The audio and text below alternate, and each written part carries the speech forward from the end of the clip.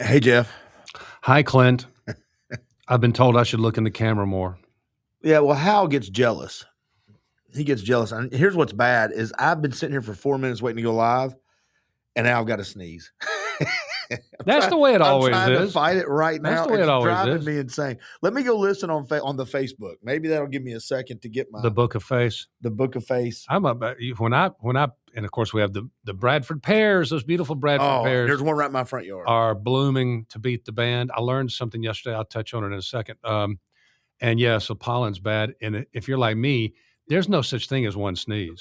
It comes in 6 or 7, 8, 12 in a row. Oh. Boom, boom, boom, like a machine gun. So yeah, it's debilitating. It's terrible. You cannot compose yourself on the air with a sneezing attack. Well, here's the great. Go ahead, get it out. No. Here's what sucks. You were on the radio for years, so you didn't have to worry about this. The stupid faces you would make and how you look. I still don't worry about it. I promise you. No, I know you I still don't worry about it. Right. No. The one thing I learned yesterday, I was just telling Clint, we got to move fast, guys. There's literally no joke. There are more headlines to get to today than in any show we've ever done since we've been doing this. We are blessed with a ridiculous burden of richness when it comes to content today. But I went to the Sequatchie County Commissioners planning retreat yesterday, actually a 2-day ordeal that they go through to try to figure out what they're going to be talking about over the coming year. And I spent about 3.5 hours down there yesterday. And a guy, and I'm going to come back and touch on this on a Death by Boomer, so I won't go very deep into it, but a guy who, not a tree-hugging conservationist by any stretch of the imagination. We were actually talking about the use of Roundup under power lines. Oh. And he was talking about, well, man, I know what you guys think about evolution, but Bradford pears, there's a second generation that's come out, and they've popped off a thorn about this long. And I started thinking to myself, well, that's pretty amazing. We talk about microevolution. You have your beliefs about evolution in general, Darwinism. But, we know for a fact that today's kids, anybody under the age of 30 right now uses their thumb the way we use our index finger. This is what got us to the moon, this thing right here. But it's still involved. But where we look at a 22-year-old in an elevator and see what he uses to hit the button with. He'll use his thumb every time. A little bit of microevolution in the human species, but that's an actual evolutionary change in a plant that has taken place, not just in a couple of generations, not just even in one human lifetime, and the time that I've been in Chattanooga, Tennessee. I don't think I'd ever seen a Bradford pear until I moved to Chattanooga, and they had put them up as ornamental trees downtown, and now they're everywhere. They're beautiful and trees. It's sure enough, they've popped off a thorn to try to protect themselves because they've been cut down at such a rate. Or because they're the spawn of Satan and they're sprouting their devil horns. They certainly smell like hell. As they're far beautiful. Yeah, they're great to look at. And then they do this. Yeah. And it's right, literally, my front porch is here, and the Bradford pear is where the wall is. Just go out there and want to check. Oh, I might as well just go and treat it like Scarface. Dust it up. Yeah. All right. We're going to come back and go deeper into the war progress and otherwise in a little bit. There's mostly progress. There's some regress, but I'll hit the highlights, and then we'll come back and dig down into some of it. Because again, I'm going to go to the right side of the page today, which is the stuff that's not the main story, and get it out of the way first. I'm going to try something different. Okay. I'm always hurrying as we get down to this. We'll get back to the war, and if we don't finish up all my notes, we'll still be okay. Right off the bat, though. By the way, Jeff Stiles of the Y, that's me. Thank you guys for tuning in on Facebook Live. And Clint Powell, of course, the Podfather here. And we do this thing on Fridays, the Weekend Windup, and on Mondays, the Upfront Wrap-Up. And we talk about the burning issues of the day as I basically collect them and bring them in from traditional legacy media. Iran has now struck 15 neighboring countries. President Trump even said, I don't think it was in any of their contingency plans that they would lash out like an angry Bradford pear tree and pollinate in all directions at once. Right. I don't think they actually had that in their plan. He seemed genuinely surprised and said he was. And if he is, then we certainly have every reason to be. People that had seemingly were going to stay neutral or on their side. Or working with us. Well, yeah, or they were going to stay neutral. Yeah, either way, they pissed off a lot of people. Well, they whatever it was they thought was going to happen. Didn't happen. It's like, that word you keep using, I don't think it means what you think it means. Yeah. It's not what they were looking for, because now they've obviously have got us and Israel down their throat, but now they've got Saudi Arabia and others. We'll come back to that in just a second. Okay. A launch toward Turkey. Of course, Iran claims they didn't do it. A launch toward Turkey. Now you got NATO. It takes one. Yeah. If that thing had landed successfully, they'd probably be radioactive glass right now. Oh yeah, that would have been definite. That would have been a definite issue. with everybody. Israel bearing down also on Lebanon. The Israelis told their people to get the hell out of southern Lebanon, especially Beirut, especially southern Beirut, due to, of course, the what Iran is. I think what they were trying to do was bring people from the Gulf states into their side somehow, get them to choose a side. Definitely wanted to disrupt the oil flow, which they've done by locking down the Strait of Hormuz, and that has sent prices skyrocketing. Prices went up 8.5% yesterday on just a barrel of oil. Went from $67 a barrel to $87 a barrel. That's about 40 cents a gallon. When we left here Friday, I stopped at Jones Gap, the only service station we actually have with gas up on the mountain, and their prices had gone up 30 cents already. Yeah. And they did that as a preemptive strike. They did right. It was probably 15 is what they needed to go. I believe they're the only ones up there, so they can do that. So I think it's going to end up coming back down pretty quick. I'll let you go through the headlines. I know you got a lot to go. Oh, that's all right. No, go ahead and say. I was just going to say. We'll say Trump is going to escort ships. He said that we will give risk insurance and we will escort ships through. But still, you see exactly what a sitting duck, a ship on the sea can still be. Well, and I think this is going back to drill, baby, drill, as much as we may hate that. But I heard a podcast the other day from a guy who's not a huge Trump fan, and he said he is thinking, and again, I know people hate to think that Trump may have a plan. Look at Venezuela, the oil that we kind of gone and taken back before we did this thing with Iran, because once you hit Iran, you know that that's going to cause that disruption. Sure. So some people are thinking maybe there was somebody smarter than other people in the room that said, if before you do that, why don't we go secure this over here so if there are problems, we have a surplus?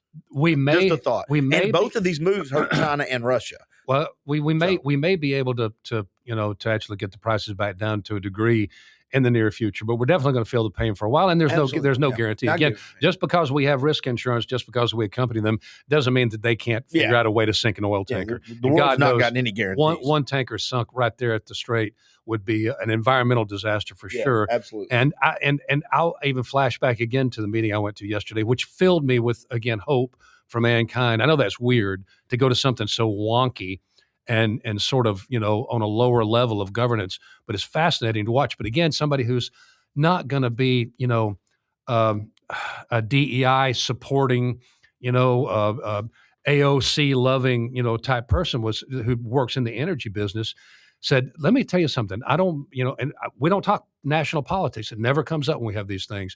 He goes, I'm going to tread lightly here. I don't mean to step on anybody's toes, but anybody who believes President Trump when he says we're going to cut energy prices in half, forget that. That's not going to ever happen. There's no way on God's green earth energy prices. Yeah, I see what you're saying. No, you didn't say that. This other guy said, No, he said it repeatedly. We're going to cut energy prices in half. Right. And he said there's no such thing as clean coal. There is no such thing as clean coal. His whole argument being, and the folks who are anti-solar all of a sudden, keep this in mind. We're in a race to the death with China on who can produce the most energy. And they certainly have solar on the table. They have wind on the table. It doesn't work for us here, but it works in other places. He goes, check yes to all of the above. Don't take anything off the table. Anything that is generating power right now needs to be continued. So this guy, I can tell you his politics are to the right, but he's just being realistic. This is the world he lives in. And I hear something different. I don't hear that they're pulling everything off the table. I hear that they're going back to what's working now. And I'm hoping they continue doing research for other alternative sources, because just like energy is going to change, it would be silly for them to think it's the issue is solar is great in certain places. In certain places. And basically if it's even a break even for an investment company, it's still better than not having it. Right. That's the thing. So the pendulum swing is sometimes just idiotic. Let's just face it. He also said we're running the Tennessee Valley Authority to a large degree. Of course, you got the nuclear plants and you got some of the coal-fired plants, but we're running on natural gas. The natural gas pipelines were essentially put together to light pilot lights. That's what they're there for. And you're talking about running huge portions of the United States of America on natural gas. There's going to have to be some infrastructure changes. And infrastructure is find me somebody who thinks it's in good shape. You can't do it. No expert would. Obviously, the Dow's not liking it. 800-point drop yesterday. That is, by the way, the biggest drop and the biggest jump in oil prices and fuel pump prices since the 2020, the beginning of COVID. Now, Trump also, again, these are the highlights, says he wants to be part of the process of picking the new Iranian leader. Asked directly, and again, you're going to get direct answers when you ask direct questions. Well, he said, kind of refreshing. The lightweight son of the Ayatollah is unacceptable. We're talking about Majtoba, I believe, Khamenei. I'm trying to pronounce it the way they're all pronouncing it now, Khamenei. He demanded also that all charges against Bibi Netanyahu be dropped. He was talking directly to President Herzog in Israel, saying, I can't believe we're having to conduct this war with a man who's in fear of actually being charged in war crimes inside his own country. And Israel responded, none of your damn business, dude. As, of course, the Iranians not holding any cards, to quote the president, but still saying the same thing, not any of your business. We'll continue to put them out there, and if you have to continue killing them, I guess that's what you're going to do. Yeah. They didn't actually say that. But, I mean, Trump gets above his raisin every single time he breathes. We all know that. That's just not all of us. You don't think he gets above his raisin? Sometimes. You just said, he gets above his raisin. Every time he breathes. Okay, right. That's the part that some of us, a lot of us, about 70 million of us don't agree with. We'll come back to that in a second. Yeah. Get the final numbers. I can't wait to that part. That'll be fun. 168 girls and 14 teachers killed in the school strike. So when we're going rah-rah, when the patriotism is surging, and for most red-blooded Americans, there's at least a vein in your body that is surging with some patriotic, feelings right now, because the American military has once again proven itself to be absolutely phenomenal in carrying out missions. The overall mission probably caught flat-footed. I think that seemed obvious to everybody. The reason we actually pulled the trigger when we did, still being debated. The message is unclear. If the message is unclear, certainly things like rounding up the Americans in the Mideast, they didn't have a very good plan for that. But just keep in mind, people are dying. Innocent people are dying. People who are literally just soldiers for the other side and very likely soldiers on our side are dying. It's war. People die. So as you're cheering and singing, Lee Greenwood, keep in mind that people are being fragged. They're being ripped to pieces by bombs. So, I mean, and I think that the intelligence is already in now. We definitely helped Israel. It was probably an Israeli missile that hit the school, but we gave them coordinates. I'm just looking up. There's zero. I can find zero evidence that anybody has said what missile hit it yet. I heard it literally on the way out this morning. I heard it this morning on the way out. Okay. They actually had a map and they had the barracks because the Iranian. I'm saying where the missile came from, but maybe. That's okay. I'm saying they had the IRG headquarters there, and then there was the school. Again, they have a tendency to put up their military targets right next to hospitals and schools. That's how you had the misfire. We're not arguing the barbarity of what they've done at all. I'm just saying people are dying. They are dying. I just want to be careful where we assign blame to till we know. When President Trump was saying, "I just want to save lives," people are dying in Ukraine. Well, people are dying in Iran. 80% decrease, to tell you just exactly how well we've done. 80% decrease in missile attacks from Iran. I jotted this note down on the fourth day. We're almost a full week into it now. We'll be tonight. We had a sub that sank a ship with a torpedo.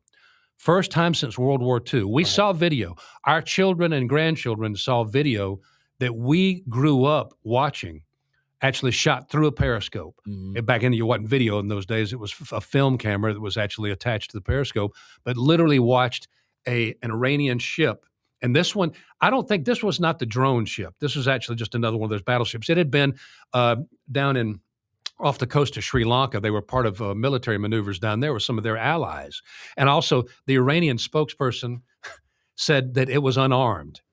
Yeah. It's a battleship at sea going to war games, right, and it was unarmed. So that's the kind of validity and credibility that you're going to get out of the Iranian spokesperson right now. But yeah, and we hit this thing, and it did the old World War II thing. You sunk my battleship, went end up and ass down. Yeah. Stuck up like literally like a flaming pillar of fire on one of your battleships. You've got lasers being used on the Iron Dome and what we're doing now. Yeah. And now you've got old school World War II submarine. First time since World War II. Pete Hegseth's address to folks yesterday talked about the fact that we are now transitioning from stand-out strikes, which is where we go lob, hit, and then do some cleanup, from our satellite surveillance. Now we're doing stand-in strikes, which is get above the target with a gravity bomb, a actual gravity bomb that may very well be GPS, enabled. Right. So once it releases, they can make micro detection, movements, so it doesn't hit a girls' school as opposed to the Army barracks. And that's where we are right now. These are all laser guided things. And he also said this was never meant. I'm not a big fan of Pete Hegseth, not in the least, but I do like some of the things he has to say. He frustrates me just because it's that central casting thing again. But this was never meant to be a fair fight. And we will continue to punch down. That is the hardcore attitude you have to have. Don't do shit like this lightly. And I think that was real quick. That was J.D. Vance, because everybody talks about the split between J.D. Vance. But if you actually go back years and listen to J.D. Vance talk about this, he said the same thing to Trump. What got us into problems in the past was we had no clear anything, and they were like, "We're going to do just enough." And J.D. was like, "Either don't or do." Yeah. And that's how I've heard J.D. Vance talk the last 3 or 4 days, and he's about like, we are all in, and I think that is going to be the defining again, the devil's that we talked about this last two times we've been on. The devil will be in the details. All those old axioms are true. Proof is in the pudding. We'll see where this goes. When I was new in talk radio and Bill Clinton was president, and we sent missiles into Libya, I said the same thing then. I said, don't do this halfway. Mm-hmm. If we have targets in there, don't just make a point. That's what Iran does. They send out a couple of drones to bounce off the Iron Dome just to say, "Hey, we're here. We're here. We can." That's an expensive and feckless way. Well, and that's how you do that over enough years. Somebody comes into your country, yeah. So let's hope it's not a fair fight. Let's hope we have the advantage from the very beginning. Let's hope we don't lose another soldier. What if we can actually exact regime change? President Trump did say late yesterday or early this morning, he was asked in an interview, I think it was late last night, and he said no. He said it would be a waste of time to put boots on the ground. So he's reassuring us that we're not going to put troops in there. I'm going to say there will be boots on the ground. It may be Israel. Oh, we've got boots on the ground. It may be Israel. It may end up being NATO. Who knows? Well, it didn't Turkey occur. I mean, I heard that Ben Shapiro was talking. By the way, I want to encourage you to do something, man. Daily Wire right now is a dream if you want to get opposite views. I mean, Matt Walsh is on as much the opposite side of this as Ben Shapiro as you can get. You may like them both, and you might not like what they get to. But if you're really wanting to hear what I like to hear in the conservative world is two people with opposing views. And what's funny is they say, some people are saying, and they're talking about the other person. Well, that's what we do. I know. that's what I've made a career out of that. I have an interesting tidbit I want to share. JR sitting in the room. But I say, well, some people say it's being said out there. Anytime you hear me say that, I'm just wanting to insert it into the conversation. Bill Lockhart's looking through the room, the window at you. Like exactly. They're still in the hole in your head. Yeah. B-2 is dropping penetrator bombs. Now, the areas we're hitting, and again, they're leaving a couple of the sites that we still believe at this point, maybe that's where the enriched uranium is. Maybe that's where the centrifuges are. We're leaving them untouched, Isfahan being the main one. Yeah. And that's one of the ones we hit earlier with the penetrator bombs. You're talking about 100 yards of rock. 300 feet equals 100 yards. Football field of pure, good old-fashioned, I guess, granite. I don't know what they have around there. Imagine trying to dig through a mountain. Imagine you want to go down from the top of Raccoon Mountain down into the pump storage facility, which is many, many stories down inside Raccoon Mountain. How many bombs do you have to place on top of each other in a line to dig that tunnel? Was it like the lollipop from the top to the bottom? How many licks does it take to get to the Tootsie Roll your center? Nuclear Absolutely. bunker. Mentioned the drone carrier that was sunk. That's 25 ships on the bottom of the sea. Folks, remember, Iran didn't have a lot going for it militarily, but it had a navy. It had a modern, up-to-date, consequential navy that actually did inspire fear among many of our allies, and we were told to be very mindful of it as well. This is a badass Navy. If this is a badass Navy and it can be dealt with this simply, let's definitely rethink our plans to put together something like the Trump super dreadnought. I mean, I know we'd have more. I don't understand. We'd You have mean say more. don't do it. The Trump class ship. Yeah, I'm saying don't do it. I'm saying the Navy pretty much has said the era of the big battleship is over. Trump says, no, I want a Trump class battleship. And I think they've already pretty much mothballed that.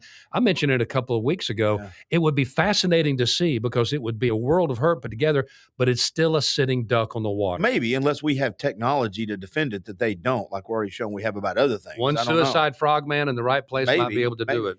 Yeah. Real quick, I heard an interesting podcast about Britain because, they said we couldn't use their air base or their bases around the world. And then they said we could. Yeah. And this lady's a British reporter, and she was on with either Megyn Kelly or somebody, because Megyn Kelly's not for this war at all, and that's okay. She's America first. Well, she's like MTG, like Matt Walsh. So she's holding she's giving it enough credence, like me. Like I don't know yet, but she came on and she said Britain has now said that they would send one big giant. They call it the Dragon or something, breath of whatever, big ship. I think it is Dragon, whatever. But it's going to take 2 weeks. She goes, what this is showing for us, one of the reasons that we're saying we can't get involved is Trump has been right. Our military is not good. We are not prepared for anything that would happen on our soil right here. Oh, no. But she's saying is that everyone in Britain right now, the leaders are going, you know what? We need to be ready for things. For Russia. Russia. If this wasn't in happening, Europe, yes. This might be the wake-up call for all those countries to get your shit What together. if China decided this was the time to pop off? And we talked about, he addressed something he's talked about many times in the past. We didn't want to send Ukraine, Tomahawks because there's only so many Tomahawks. Oh, no, now we have an endless supply of Tomahawks. We got them stored up somewhere. We can make them like matchsticks. Right. I mean, which one of those things is true? And I mean, I understand you just don't want to give them to somebody if you don't throatedly, heartedly, support their war. But that's what he said. He said, but we don't have enough supply. We don't for them. I'm just backing up what you're saying. What if China pops off right now? Oh, yeah. What you talk? Do we still have a presence in South America? I don't know. Well, I'm not talking about China popping off for us. I'm talking about China popping off for everybody over there, like England and all all these other countries. Can we fight a 3-front war right now? Well, right now, they couldn't fight. It doesn't seem like they could fight a 1-front war. So we've been their blanket for a long time. Speaking of that front, Ukraine is right now giving us most of the advice on the anti-drone technology because they've been fighting Iranian drones, which brings up the topic that I've not heard anybody bring up. I've not heard anybody bring this up. The fact that Iran is now using all of their drones, which cost about $25,000 a piece. And they're one-way drones? One-way suicide drones, which we have now used, of course. You know why? We found one in a field and reverse engineered it, the hell out of it. But Ukraine, we've got their people saying, here's what you do to these things. Good. And we're working with them hand in glove at this point. But the point that I've not heard anybody make is that means less drones, attack drones, suicide drones for Russia, right? I mean, it's certainly and less oil. By the way, less oil and less suicide. For Venezuela they'll have Iran. To at least produce their own drones, and Russia is also on the ropes economically. Yeah, their economy is in the tank, ladies and gentlemen. It truly is. Okay. And the one thing I will throw in there anecdotally, it's something that people should think about when they've said that he's a puppet of Putin. Between Venezuela and this thing with Iran, it seems like if he is, he's really a bad puppet. He's not a very good friend. He's not serving. Doesn't seem very Christian of him, does it? Now, I'm not I'm joking. I'm joking here. Yeah, I'm just not saying a very friendly thing to do. For a puppet, he sure isn't moving his mouth along with the ventriloquist words. Okay. I said okay, and I'm saying okay again because I have okay written here. Okay. That actually is short for Oklahoma. As in Oklahoma Senator Mark Wayne Mullins to replace Department of Homeland Safety Security Secretary Kristi Noem. Why did she get fired? Pick one. I think it's a cumulative thing. I definitely think it's a cumulative thing, and I think I know exactly what the straw that broke the camel's back was, and I'll tell you in a second. But you had the affair, which I was loath to ever bring up. If you guys actually listen carefully, when things like this come up, I also haven't talked at all about Tony Gonzalez's affair, even though it has a much more sordid and sort of lascivious aspect to it. I mentioned it before because it was just out there. Her chief aide, Corey Lewandowski, it has long been rumored that they're having an affair. Both of them are married. There seem to be pretty much fairly solid proof that it was going on. She didn't seem to mind that people knew. That was an issue because that came out in her grilling, and she did get grilled hard by both Republicans and Democrats. She got spit roasted, and it was uncomfortable to watch. I was uncomfortable as the Republican senator John Kennedy asked a direct question about the affair, and that would not be any of my business. That's what if it was an affair with somebody not involved in government. I would say it's between them and God. It's between their spouses, and God. People their prurient interest in other people's sex lives is always a mystery to me. Leave the hell people alone what they do in their bedroom. But this guy is with her everywhere she goes. He is not on a salary. He is not a government employee. Who's paying him to basically shadow her around?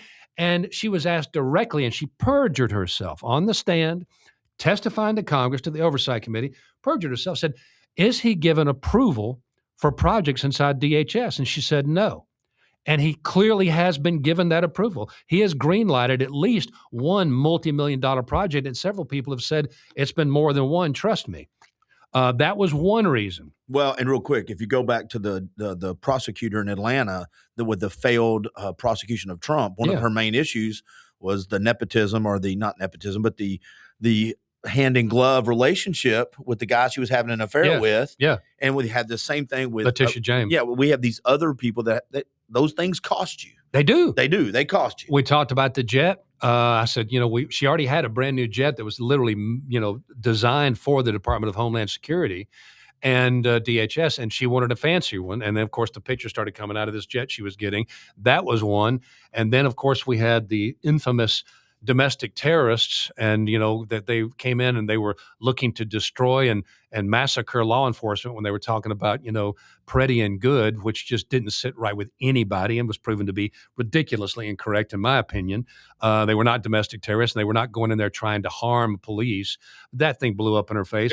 Can I jump in real quick? Yeah, of course you can. All these, all the fruit in the bowl is not the same fruit. I think a lot of that is true. But the labeling the terrorist was the mistake. The fact of assigning wrongdoing and good and petty what they were doing was 100% correct. They were interfering. They were committing crimes when that happened. That could have been said.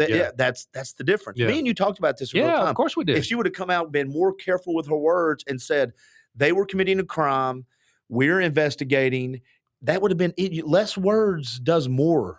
Also, I had this on Friday, but I didn't get to it, and that was the canceling the TSA pre-flight checks, the speed, the fast lane at an airport, and she canceled those was just out of nowhere last week when we already have serious issues going on with TSA. Yeah. They're not being funded. We have serious issues going on with the entire global flight networks, are just being completely killed by what's going on in the Mideast. And she canceled these, we can get you through because you're a regular traveler type, fast lanes. And then within 3 or 4 hours, Trump came out and said, no, we're not going to do that. That was an embarrassment. But the thing I talked about a month ago, no, it was longer than that. It was right after she took the office, and she started running those ads, those beautiful ads with her flowing hair up on top of that Arabian stallion with that huge, beautiful 10-gallon hat and Mount Rushmore in the background. I was going, God, this is such a vanity project. I mean, I understand a government has to get their message out, and sometimes a paid-for commercial message is a good way to do it. Military uses it all the time. All the time, and it's some of the best commercials ever made. This was not a good commercial. It was clearly, when I say vanity project, I mean it in the purest sense of that word, and I think that's the one that made him pull the trigger. No, 100%. You know why?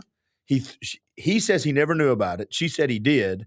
And I think if you talk to other people, that he did not. Now, it might have come through. She told somebody in the office, but he didn't. What I think? I think he threw her under. We know he sits there and watches Fox all day long. Yeah. We know that. He watches all the networks. He watches all the networks more than I do. Now, right now he's kind of busy, but he sits there and absorbs television coverage of his administration. Right. So he had to see the spots. Here's what I'm thinking. He might have thought they were free. I know he was in the television business, but he probably didn't ask. He probably thought they were public service announcements. But here's the thing that gets me, because it became such a focus of that line of questioning that she had to endure, that withering line of questioning coming from all angles. I think the main thing that motivated him was because she was at the center of them. She was the star, I think and not she threw him him, under the bus. and not him. Well, yeah, when she said yes, he knew about it. I think that's and he did not. I don't think you might. Whatever it was, I disagree with it was his that. ego It was as that much as you $22 million ad campaign is the thing that actually pulled the Well, trigger. that like we talk about. That's the final drop. That's the final.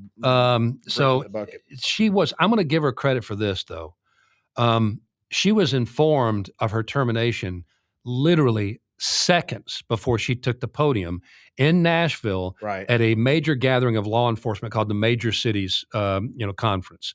And so there were Democrats, red states, blue states, sanctuary cities, all law enforcement from across the country was represented there. And she went out and she delivered that address as though nothing had happened and as though nothing was wrong, even took questions.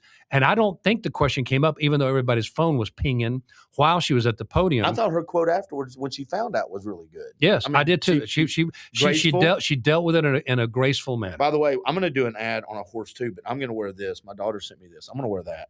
I was going to bring that up, Clint. As you know, I don't do social media, but as you know, everybody in the world around me does, and sometimes they share things with me. And you with your pink Pony Club hat on. No, it's a glittery silver hat. Pink Pony Club hat.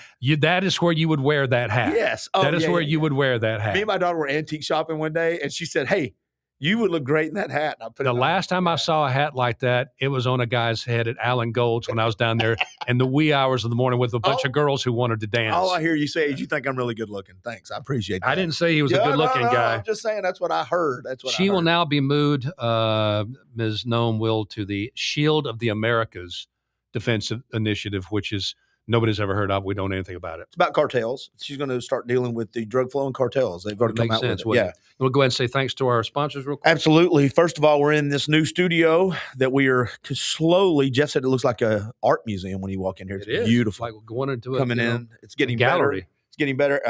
Airspace Acoustics, Scott Brown Painting, Nutrition World, Team Monteith with Keller Williams, our good friends that have helped us do this, and Ballinger and Associates. The sponsor of the Jeff Styles podcast that we do, and the Boomer podcast, is our friends at Guardian Investment Advisors, Gary Thurman, the Vascular Institute of Chattanooga, and Alchemy Med Spa. And I actually have Alchemy Med Spa coming on this Sunday. I'm going to do a podcast with her just to catch up with Cora and see how everything's going. Pam Bondi has been subpoenaed to appear before the Oversight Committee on the Epstein files. All the stuff that had been taken down by the DOJ was released earlier this morning, if I'm not mistaken. The 46,000 pages or whatever it was that had the pictures of Trump and a bunch of other stuff. I think most of that stuff was released earlier today. Howard Lutnick is also going to appear. He has agreed to appear. I thought Hillary's testimony in front of it, once they released the video, Bill Clinton dropped no bombs. There was nothing in his testimony that was worthy of a headline that I saw. Well, the bomb he dropped, not the bomb. The thing he just said is, I didn't know, because everybody's digging on Trump. I had no idea Trump had now talked about bad. And I'll tell you what I took away. First of all, Hillary Clinton's an angry human being all the time, and Bill Clinton looked so feeble. He is feeble. I know, but they go. He looked better there than he did the last couple of times I saw him. But you go from being in the limelight and seeing them consistently, and now you've got these gaps of months, maybe a year before they're relevant again. Yeah. And there's so much that's changed, but Hillary just looked pissed all the time. She was pissed to have to be there, and the highlight. I told you the other day when she came out and you saw a Democrat with a backbone who actually, answered questions extremely succinctly and pointedly without fear. It did my heart good to see somebody on the other side doing that. Right. I thought her reaction when they said, "Do you think we should bring in President Trump to testify?" I can play it for you. No, it's you don't about have to. 2.5 minutes long. No. It was extremely well thought out, extremely well laid out, and made absolute 100% sense. Yes, if you're going to be consistent, if you're going to question us, you need to be questioning him. He's the one that's been convicted of sexual assault. He's the one that has, this long relationship. No, he didn't. That was a civil matter. He was not convicted. Carroll, he was found liable. He was found liable of sexual assault. I understand, but I think words matter on that stuff. That's a reputation. Okay, he was found liable of sexual assault, 34 felony counts surrounding it. And the payoff to the stripper. 34 felony counts wasn't around her. He has a history of sexual malfeasance. So, it would make sense that he would be questioned. All God's children know that Trump should be questioned over this, ladies and gentlemen. I understand that, but that's different when you go down the rabbit hole and make up shit. I didn't make up anything. You did. He's 34 counts wasn't around Eugene Carroll, and a lot of that stuff. I'm not going to go down this again, man. if you want to do a full podcast with I invited you on to do this, we will, but the details matter in that stuff. And at the end of the day, Trump's also the one that turned him in. Trump's also the one, you can play it if you want. I was going to, but it won't play. Oh, good. Real quick, we have a comment before you get ready. I don't you want care to hear about it? comments. Oh, you don't? Wow. Okay, Kyle West. Never mind. Kyle West, checking in from the West Coast, longtime listener, first time commenter. So I guess Kyle, he's I a care veteran. about. I care about you. Jeff Styles goes, I don't give a shit about the people that pay the bills. I care, Kyle. I care. Kyle, you're very special to me. You know that for a fact. And by the way, can me and Jeff Don't be agree? bothering me at work, son. Don't be bothering me at work, son. I don't mind Trump being questioned, by the way. I don't mind it all being questioned. I think he should be questioned. Tuesday kicked off primary season in North Carolina. You got Georgia coming up this coming Tuesday, if I'm not mistaken. Isn't that right? A question about this. So now in the MTG seat down there, in the Georgia's 4th congressional district, you have one Trump candidate that has been fully endorsed, right? Clayton Fuller, if I got that right? Yeah. Fully endorsed, completely endorsed, 100% endorsement. What is the rule for other candidates using his image and his name endlessly in the ads if he's given an endorsement? Same thing in Texas, down in Texas. And by the way, you had Jasmine Crockett got her clock cleaned. And then she claimed the Republicans cheated on that. How did she James get that? Tallarico. And now you've got a bloody, brutal, ugly, maybe the ugliest race we've ever seen in America, primary between John Cornyn and Ken Paxton. And there's a whole lot of folks in the GOP that are saying to Ken Paxton, drop out. Yeah. You're damaged goods. All you're going to do is hurt us. But don't give up a seat. Don't give up a seat. We don't want anybody to give up a seat. But anyway, down there is no endorsement, at least not so far. I think he will endorse Cornyn eventually. But everybody down there is claiming the endorsement because he hasn't given it yet. So what is the rule? I don't know if there's a rule. He's awfully careful about his brand. But I don't know. Maybe it's, back to words matter. I am Trump's candidate. Maybe they just say, I've supported Trump. I don't think you can actually hold it against them if they said, my track record for voting with Trump is 80%, 90%. Republican candidates kicked off the ballot in the state of Tennessee, a little bit local and regional news here. There's 4 measures they have to meet to be on the ballot, and it has to do with a recent voting record, being a registered Republican, and a couple of other things. Essentially, they want to ensure that there's no rhinos in their midst. But 149 candidates kicked off the ballot, including a Republican candidate for the mayor of Bradley County. He goes, I check all those boxes. They put me on the kickoff list. There was zero communication from the Tennessee Republican Committee, zero, on why I was kicked off. He goes, I'm looking at the rules. I'm looking at the measures, the standards of measurement here, and I fit all of them. There needs to be some communication here. And this is right before the election. So again, it looks like the Catoosa County syndrome with the Republican Party trying to control who is and who is not a Republican has now basically spread throughout the South. I think one of the things Republicans have had a problem with since 2016, I think Trump has done a lot of good. We've had this conversation. I think Trump's done a lot of good. He's done a lot of stuff that I think is political malfeasance. But the Republicans also have been involved in several elections around the country that are vulnerable, where, in other words, purplish, even blue, light red, where I think they could have taken some ground, and they run just the worst candidate. I love Herschel Walker. He's one of my heroes. Not a great candidate. Terrible senator. The one that happened up with Fetterman, even though I'm turning out Fetterman's got, I think, more brains than half the people in the Democratic Party. There's these races, you look around and go, why in the hell are they running these people? And I think this might be a knee-jerk reaction trying to fix that, but it doesn't look good. Fetterman's doing exactly what I expected him to do. I'm not surprised at all, and I do wish that more Democrats would do it. Yeah, and I wish more Republicans would do it. It doesn't make me happy when he's being interviewed. He goes, "Oh, kill the next one, kill the next one, kill the next one." We should never be so flippant about taking human life. That bothers me. But yeah, I agree with you pretty much across the board, huh? Unless it's abortion, then we can just throw that one out. I was going to say you just threw that grenade in. I'm good at. I'm learning that from the best. The grenades. All right, here's also Dan Crenshaw was beat, and you had a Trump endorsed. Real quick, does that surprise you, dude? It does not. Yeah. And again, I despise MTG. I still do to this day, but she's much more my ally now than she's ever been before. Just like Fetterman is to you. Oh, let's wait. We won't hear any of the Republican whines, the whiny little GOP talking about his hoodie. The more he comes across to their side, we love that hoodie. We love that big galoot. What Yeah, I don't understand. It's an American hoodie now. Sliding scale. No, but Dan Crenshaw got beat. That surprised me a bit. He got swept, and he's become a The whiny Democrats flipped 9 seats in state legislators that were contested, foreshadowing. Yeah. But I've got to read this, and for those of you who will take this as being hard-hearted or I don't know, unkind, there's a reason I'm doing this. Okay. This was one outlet's reporting on Dan Crenshaw. Get a picture of Dan Crenshaw in your mind now. Remember, he's the guy with the eye patch. Well, he was wounded in service. Exactly. Yeah. He was wounded in war. Yeah. Representative Dan Crenshaw was blindsided by a GOP primary loss in Texas House District 2 after being eyed for replacement by Republican challenger Steve Toth. Crenshaw, a 7-year incumbent, has faced growing criticism from constituents who say he's lost sight of their interests. Three references in 2 short paragraphs.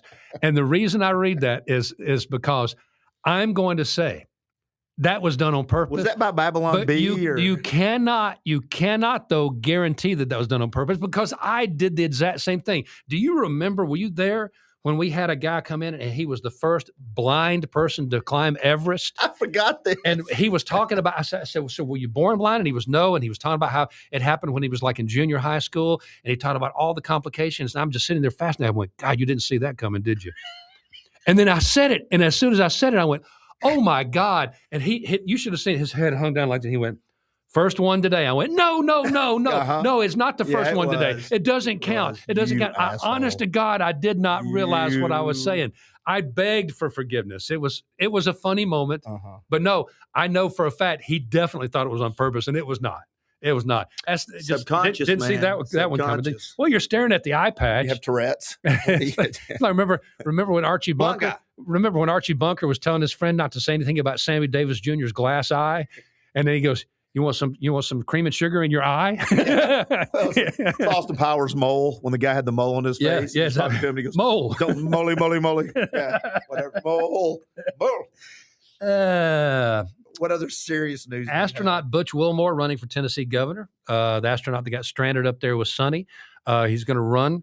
Very serious and sad thing here. Caleb LeBruno, Hamilton County Sheriff's deputy, killed in a motorcycle crash on Brainerd yesterday. He started over in Sequatchie County, then moved over to Hamilton County.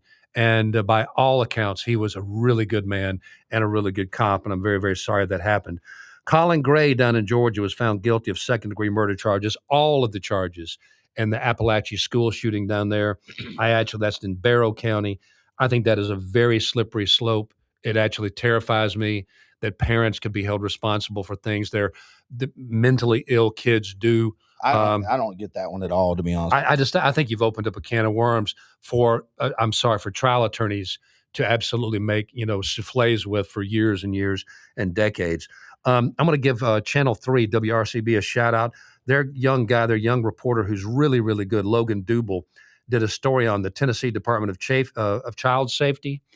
And it was fascinating. And I can't give you all the details. You can go look it up on their website, Channel 3. I think it's Local 3. The Tennessee Department of Child Safety is absolutely overwhelmed. Mm-hmm. The foster care system is sorely needing volunteers, people who will actually take kids in. They had kids staying in their offices, sleeping in their offices of their departments and their big government buildings, sleeping in there for days and weeks at a time. One of them spent almost a year in there, if I'm not mistaken. I think it was like 140 days sleeping on the floor of an office. They had one kid that ran away, got sex trafficked, talked another kid into coming into the sex trafficking ring. Another kid was caught using meth on the premises. Just all kinds of problems there. And I don't wish ill on them. I hope things get fixed. Again, if you are going to be super pro-life, you better be behind the foster care system and looking and trying to make adoption easier in the United States of America. It's way too difficult for good families to adopt. Yeah, I worked in that world a little bit when I was younger at a group home for about 2 or 3 years. And I saw, the challenges, the challenges of DYD and DHS. And I don't know if they still categorize them that way, but one was people that got in trouble, kids that got in trouble, and then other kids who were neglected or abused. And in the house that I worked at, or the group home that I worked at, we had 3 different facilities, but they would lump those kids together. And the social workers, and my sister has a little experience in this too, but the social workers then, and that was in the 80s and 90s, were completely overwhelmed. I mean, they are dealing with things that are so complex, and they are the axis where everybody looks to fix things. And I would ask, how many case files? Hundreds. And they're like, really? Like, yeah, they're all overwhelmed. Well, I can tell Tennessee and America and all the people watching wherever they are in the world right now, volunteer to be a foster family. I never would have done it. Of course, I had 6 kids. Yeah. We always had a kid in the house, and it just didn't seem like the right thing to do. Yeah. My first wife was extremely interested in doing that, as a matter of fact. She was mother to the world, and she thought that would be a good idea, and I actually had to kind of talk her off the ledge a couple of times. We're not prepared for that. We're really not. And I hate to say this, but the foster system, anyway, there's horror stories no matter where you go. Oh, I know. I understand that. Yeah. Let me see here. There was one other one I had.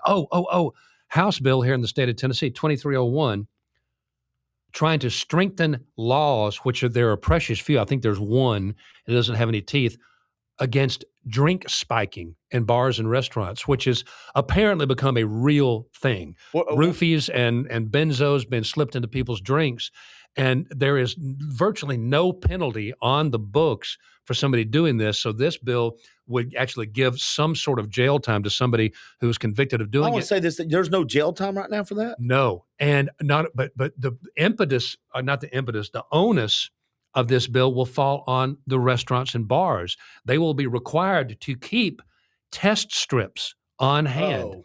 Test strips on hand. Yeah. And I mean, they have to have at least a dozen. If you serve alcohol, you have to have at least a dozen on hand. And if you run out of them, you have to close down for 24 hours until you get them back. And I don't know how they work. pH strips, I guess, of some kind, but it tests for, I guess, opiates or whatever a roofie actually is. Well, they have nail polish girls can use too, and put on one finger, and they dip it in, it changes the nail polish. Really? Uh-huh. Really? Yeah, they have covers you can put over your This drink. is a thing they have to think about. Oh, yeah.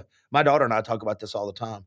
Yeah, that's horribly fascinating. There's covers that they have to put over drinks now, that when you go to the bathroom to cover it. Oh, yeah, women have to think about that stuff all the time, guys. Jeff, guys out there are assles. Well, I knew that. And people like me That's and you. not news. And that's not breaking news here. Guys like me and you. Guys are assholes. Yeah. And dads can't always be around. So that's why you hope you raise good sons to counteract these. Here's a direct question. And smart kids. That will call for a very blunt and possibly painful answer. Oh, no. Did you have any friends who you knew for a fact were date rapists? No, I didn't. I belong to a fraternity, so I have to say yes. No, I don't. I have friends that I knew were, womanizers, and I knew that would just had low opinions. Thing, yeah. No, it is. It is a different thing. No, I never had anybody that I knew. I had one friend of mine that I know for a fact, he did not take no for an answer. And I just had to cut ties. Yeah. Just had to cut ties. Of course. And then I'm sorry, in Greek life, I can see where that would happen in the fraternity row. Yes, I'm not a fraternity guy. Yeah. I never gravitated towards wanting to push eggs across the mall as an initiation, whack my pee-pee with a flounder or some shit like that. Pardon my language. I'm not taking the knee for you. You mixed up your metaphor. Yeah, I know. I did that on purpose. I thought you, Animal House. Pinto and flounder. Yeah, I thought you would like that. And Cheech and Chong meet together. Again, find me a podcast in America today that is mixing up Animal House and Cheech and Chong skits, bits, to make a point about spiking drinks and raping women. Did we stop the Nazis at Pearl Harbor? Wow. Wait, what is it? Whatever it is. Yes, I don't know. So Rubio, back to the Mideast, and we'll run down this very, very quickly. Rubio telling all Americans to leave the Mideast. That was on Tuesday. We had several embassies, of course, that got hit. Several embassies that were closed. I did communicate with my daughter. My daughter will actually come up here again in a second too. Interesting story. She said, "Yeah, it's a madhouse. It's a madhouse." Yeah. She works for the State Department. Obviously, no details, but said it's a very intense atmosphere right now as they're trying to get Americans out. We had 500,000 Americans in the Mideast. France alone has 400,000 in the Mideast, and there was not a plan. We can argue about the meticulous military planning that went into it, but there was no plan at all for what to do with even their own staffers, much less the Americans that were just abroad. That comes back to the immediate, we've got to do it now argument. All right. I want everybody to understand again, hear me, because I've said it now, as upfront and loud as I can. I am not against taking Iran out. I have said many times in the past, they've got to go. The way we do it matters. Mm-hmm. The attitude with which we do it, in my opinion, matters to us as human beings. But I will be critical of some things, and I think that was a mess. They were told to fly commercial. There were no commercial flights. Take shuttle buses. Nobody knew where to go. Mm-hmm. We had people, again, it was almost like down in South America when they were told to shelter in place, go stand on the beach. It was kind of equivalent of that to a large degree. Qatar shot down 2 Iranian Soviet-era bombers. So these little countries that have been hit by Iran are not completely without teeth. You have the UAE and the Kuwait interceptor technology, which has proven to be doggone good. Again, don't think that all Mideastern countries haven't gotten a hold of Israeli weapons too. Don't you think when the Iranians got it, I grant you, they shared it with their terrorist friends, and all of those countries have terrorist cells, and all of those governments go after those terrorist cells and find what they've got. So a little bit of technology gets spread very quickly. Yeah, and one of the things I heard too is one of the hopes that after this is the Abraham Accords, all the stuff that Trump was trying to do his first term actually will grow. I don't know if it's going to happen or not. I'm just saying one of the things that I would like to see is coming out of this is the Middle East having more hands across borders, willing to tolerate each other rather than hate and kill each other. We now know that the 6 American deaths that were in Kuwait, it was a direct hit on the ops center that we had there, not a hardened target. So again, we were not completely prepared for this. For our strikes, absolutely. For the counter strikes, not so much. I think we've been very, very adept in handling this on the fly, and to a degree, probably very lucky as well. Some things you can't predict in war. Oh, absolutely. I understand the fog of war. War games are not. All right. So again, I know what you're going to answer. So I'm going to ask the question anyway for everybody out there. So why did we do it when we did it? I already told you the answer on Friday. Is it because of the nukes? Is it because of the Navy? Is it because of the ballistics? Is it because of were we being proactive, reactive? Pete Hegseth said it was retribution. It was definitely not going to be regime change. Then it was going to be regime change. Then it was to go in and support the protesters. And then you come back down to just I had a feeling. President Trump, I had a feeling they were going to attack. All of the above? You want me to answer? Yeah, answer. 100%. I mean, you've been in fights before, and the guy that is being aggressive to you, you saw him hit 3 people. Maybe he punched you 2 or 3 weeks ago. Now he's walking up. He's talking. All these things start feeding into it, and you then make the thing. I don't know if it's any one thing, but I think it's all of it. Again, it seems like it would, to me, it seems like in a military structure, it would be very easy to have clarity on the messaging going in, and they did not have clarity on the messaging. Everything I just said, those are not my words. Yeah. Those are things that were said by somebody inside the administration. Well, I heard Rubio as to why now. Talk, and Rubio was pretty clear. Well, he was at once, but Rubio also said we did it because we knew the Israelis were going to do it. But if you heard right after that, he cleared that up. Well, but he said we knew they were going to strike, and so therefore, one of my favorite quotes from Gandhi, actually one of my favorite quotes of all time, he was talking to a reporter when suddenly the massive group of people he had marching to India's capital started just moving, and he was doing an interview on camera. He goes, "Oh, there go my people. I must leave because I am their leader." I thought that was extremely smart of him. There they go.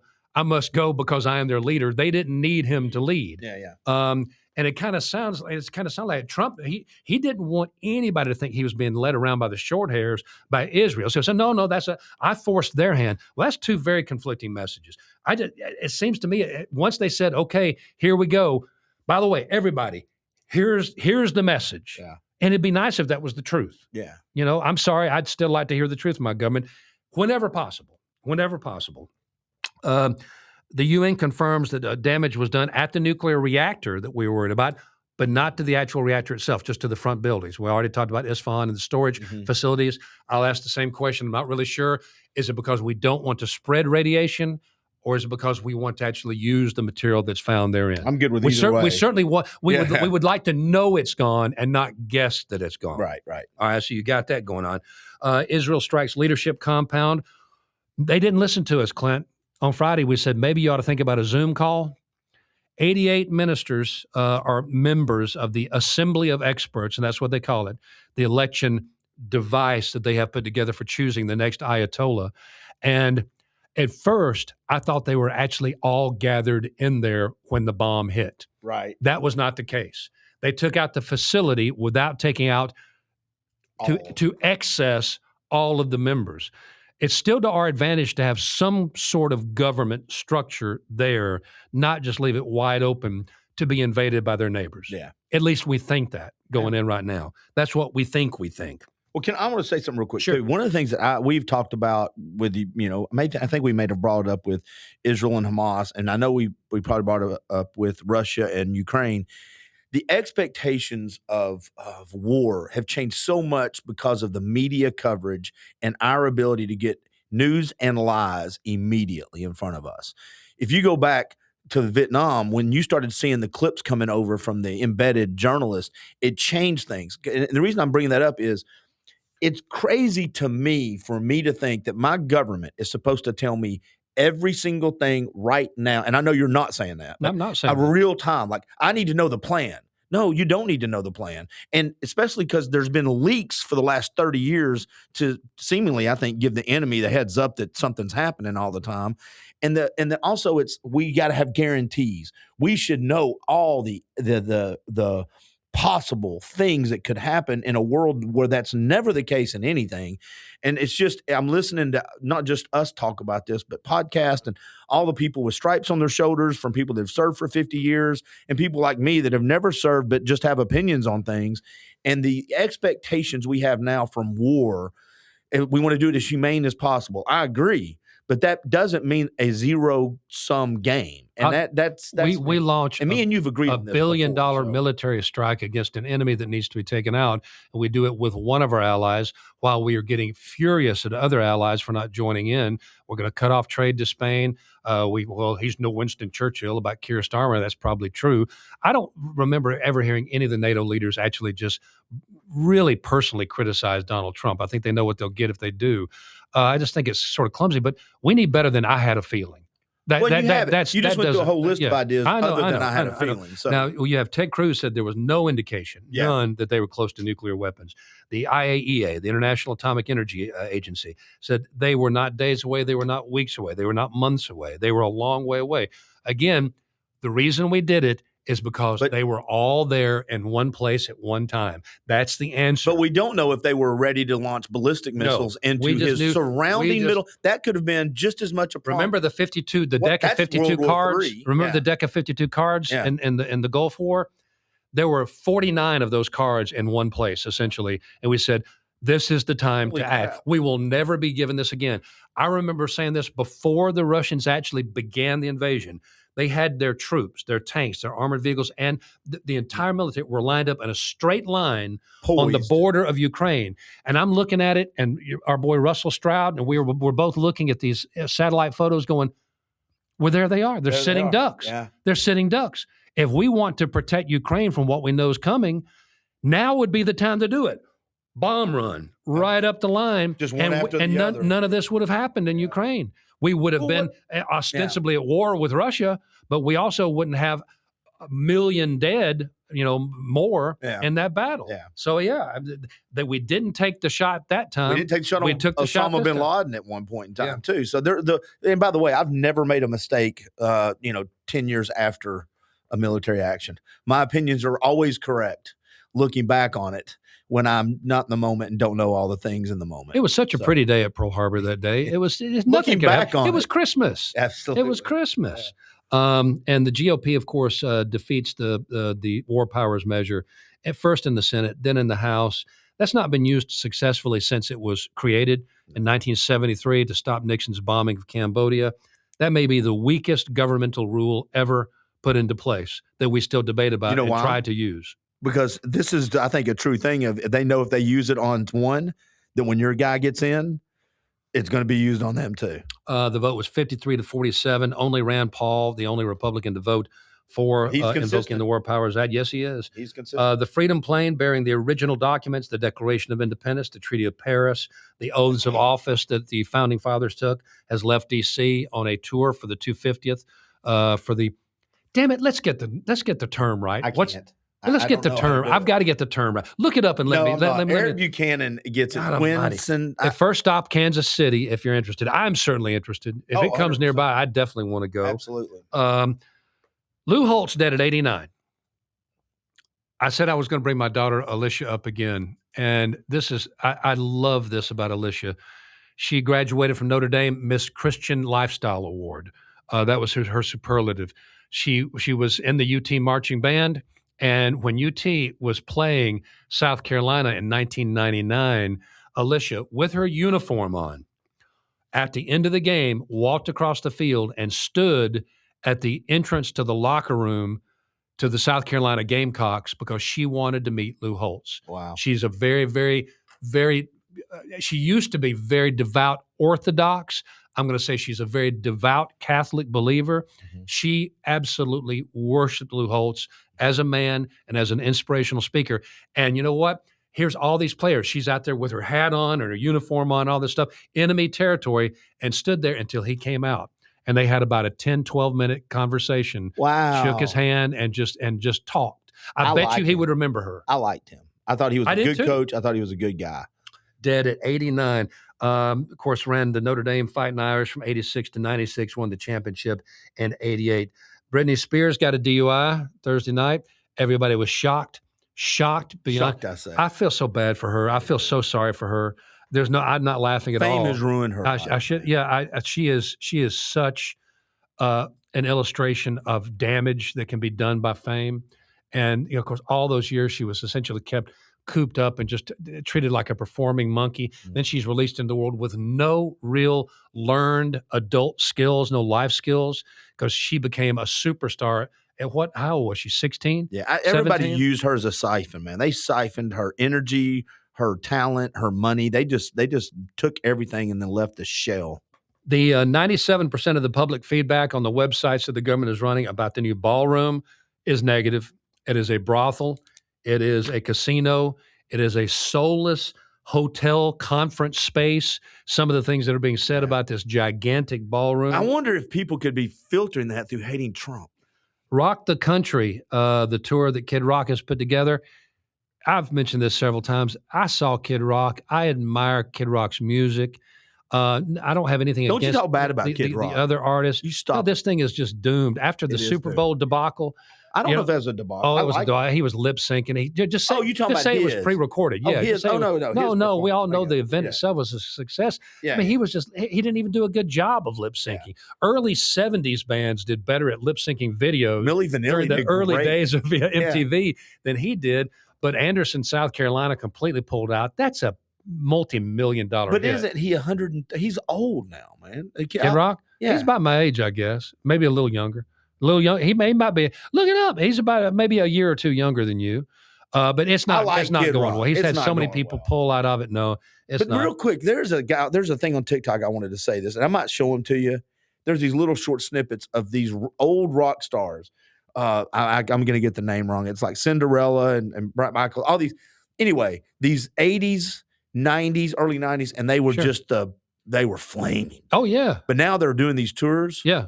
And David Lee Roth's one of them. Oh, yeah. And David Lee Roth was an old man 20 years ago. But the singing, the performing is god awful because the actual voices are coming through. You can't hear anything else. Yes. And I'm like, oh, no. Yeah. No, go do podcasts, man. Oh, I can't tell you how many times I went to see bands that I was excited to see, especially at Riverbend, classic rock bands that were just terrible. We talked about the Super Bowl, shows, and The Who. I've seen The Who twice, and it was fantastic. That night at the Super Bowl show, they sucked so bad. That was the worst ever. It was the worst ever. When Marshall Tucker, the last time they came, they played the Brewfest. Uh-huh. Oh, my God. It was unlistenable. I mean, somebody's got to be their friend. Somebody's got to be their friend and say, that does not look good on you. I've got some sad news. Okay, I'm done. Oh, I've got sad news, and I got 2 headlines. Kid Rock is 55. I could have sworn that pretty dude old. was 71. Still pretty old. I could have sworn that dude was 71. He's Rebecca's age. Rebecca will start getting stuff. Her birthday is just around the corner. She'll start getting stuff from AARP very soon. The last thing I had was why are we paying attention to Kalshi? Why are we basing? Is it Kalshi or Kalshi? Kalshi, right, with a K. Why are we basing news coverage on the way people are betting on Kalshi? This is like taking the place of polling. Because they're becoming pretty accurate. That frightens me to death. 100%. Oh, and they got ripped over essentially having the bet. One of the bets they had was the death market. Oh, yeah. For the Ayatollah. Yeah. Do you remember, speaking of Kyle may not remember this, but his dad famously, one of the few times that Citadel Broadcasting, it was pre-Cumulus, that Citadel Broadcasting told us to stop doing something on the air was when my longtime friend and newsman Kevin West was doing the Ghoul Pool. And it was literally people saying, who do you think is going to die next? Yeah. And we laughed and yucked it up and they said, stop it. We're not joking. Don't do it again. And it was stopped. I can think of no other times we had a heavy from top down edict like that. I remember that now that you said that. Yeah, I remember it. And let's see here real quick. My two headlines. One is I kind of might have missed the beat, but it seems that they're happening more and more. An illegal alien with more than 30 prior arrests stabbed a woman in Virginia bus stop. They had been arrested 30 times with violent crimes and released by the judges. There's your worst of the worst. It is absolutely. And now ICE is struggling to tell them to don't release them again. Mm-hmm. And they're going back and forth with the governor on it, who's signing an order. And I'm like, whatever, that's ridiculous. I'm surprised you didn't bring this. Well, HHS, they got funded. Not HHS. Homeland Security. DHS? Yeah, DHS. Yeah. Oh, okay. Yeah. Did that just happen? Yeah, I think it happened overnight. Let's look here. Okay, that's a very, very real likelihood that happened. I didn't Senate know passes block DHS funding again over enforcement guardrails. DHS funding passes the House with eroding Democratic support. So that happened last night overnight. Okay. And then the only other thing I had that I'm surprised you didn't bring up, I'm a little disappointed in something. So I heard something about the war that caused me. Remember I told you there would be some things that could happen that make my ears go, yeah. So I heard 2 times over the last 24 hours, Rubio and Trump come out and say they had really said the initial attack would be 4 weeks-ish. Yeah. And now we're not sure. So as long as it takes. Well, so to me, when I heard that, the first thing I thought of is, when your battery, you check your phone and you can tell your battery's at 100% and then now it's at 85%. Yeah. How did that happen so quick? Well, I went to about 85% on that one. It doesn't take many more comments like that for me to go, okay, this is bullshit. I want everybody real quick, Gail, a listener said something. Please. Axl Rose sounds horrible. Oh my God. Now. So I just want to make sure you say hi. Well, here's the difference. Go see Robert Plant and he sings in a completely different pitch and timbre. Yeah. He's still an awesome presence on stage, but he doesn't try to use those freak of nature vocals that he was blessed with when he was 24. Yeah. Because he can't. Yeah. No, what was I? I'm sorry, dude. I just had to get those comments in. Whenever you see that many notes, yeah, you can guarantee on Friday morning when I'm not looking when I'm not getting up in the morning looking for something else to talk about. I'm not turning on the news channels and going, well, let's see what the breaking news is. When I've got this much stuff, it's already in my head, and I don't need to overload anymore. We're going to do this long enough because the Facebook Live is only a week and a half old. So we're going to do this long enough to where eventually people can start bringing up topics and questions. I think we're now up to 30 comments so far over the last couple of times we've done this. So this will be good. Well, you said if we had 600 views on the first video early on. Absolutely. So it'll get there slowly but surely. That's good. Now, I just want people to remember when we talk about the military success of what we're doing, remember the military success of shock and awe. It was exactly what they described it. For them, it was a shock. For everybody else in the world, it was awe. Oh, my God, look at what we can do.